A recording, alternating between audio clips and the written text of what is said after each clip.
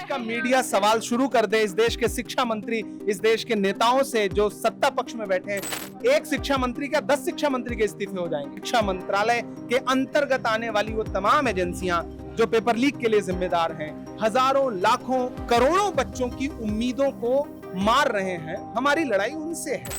देखिए, देश में सबसे पहले तो नीट की परीक्षा होती है और फिर होता है पेपर लीक, और पेपर लीक के बाद बारी आती है री नीट की।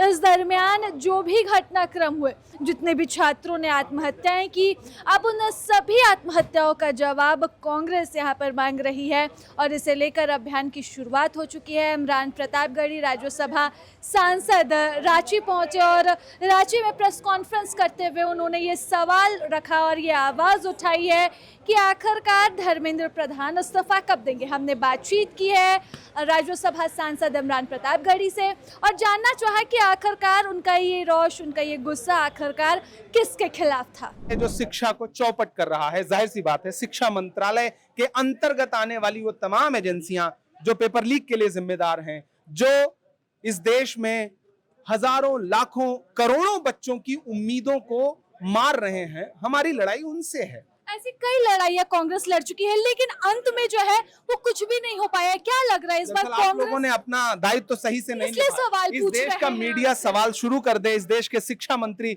इस देश के नेताओं से जो सत्ता पक्ष में बैठे हैं, घेर घेर के सवाल पूछना शुरू करिए। अपने बच्चों, अपने भाइयों, अपनी बहनों की उन आंसुओं को मौजूदा सरकार के मंत्रियों और नेताओं के सामने रखना शुरू कर दीजिए। एक शिक्षा मंत्री का 10 शिक्षा मंत्री के इस्तीफे हो जाएंगे। तो ये हमारे साथ राज्यसभा सांसद इमरान प्रतापगढ़ी थे, जो यहाँ पर शिक्षा व्यवस्था के खिलाफ अपनी आवाज उठा रहे थे।